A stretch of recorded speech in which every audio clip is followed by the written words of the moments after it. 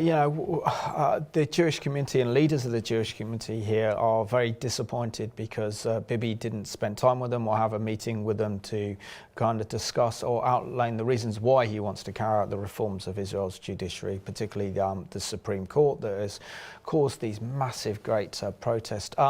We could spend a whole program, as you said earlier, unpacking it all, but very briefly, what are the main kind of issues involved so that our viewers are more informed and educated?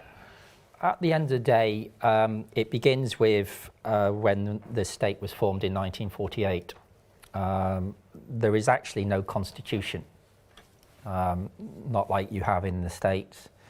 We have things, even for England, we have the Magna Carta that has some foundations and some formula for our nation as we move forward.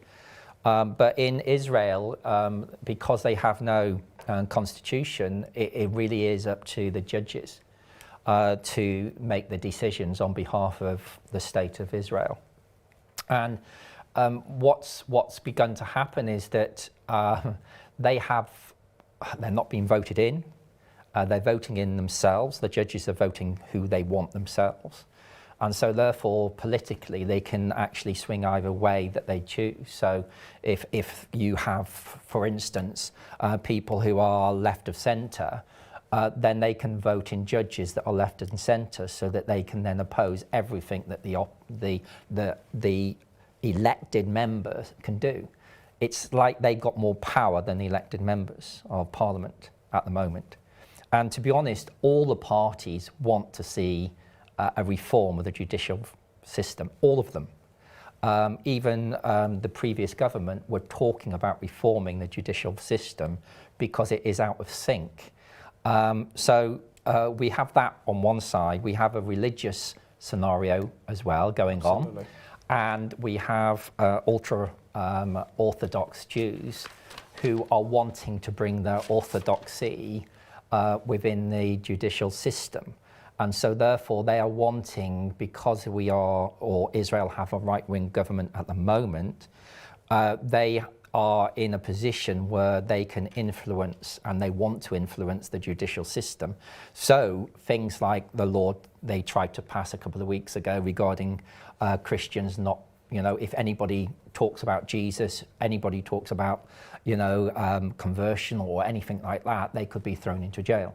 That, praise God, has been thrown out, but it's one of those laws that are trying to come in if the orthodoxy, the ultra-Orthodox gets their way, and to change and modernise the system. Now, I think there is a halfway house here. As I say, we could go on to it a lot more. It is quite easy in one sense. The judicial have too much power.